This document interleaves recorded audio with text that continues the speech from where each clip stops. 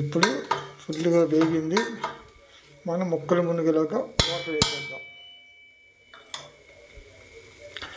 అంటే చింతపండు రసం అవసరం లేదు, ఎందుకంటే పుల్ల చిక్ టమాటో వేసాం కాబట్టి మళ్ళీ చింతపండు రసం వేస్తే పుల్లగా అయిపోతుంది అన్నమాట. టేస్టబుల్గా ఉంటుంది. కొంతమంది బెల్లం వేసుకుంటారు, నాకైతే బెల్లం ఇష్టం ఉండదు.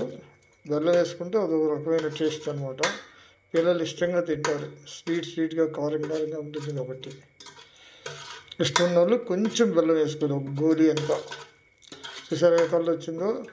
ఇందులో ఎలాంటి మసాలాలు లేవు. కొంచెం ధనియాలు, పెసరపప్పు, శనగపప్పు, పల్లీలు మాత్రం 50% ఎక్కువ. చాలా టేస్ట్గా ఉంటుంది. ఓకే, చేసుకుందాం.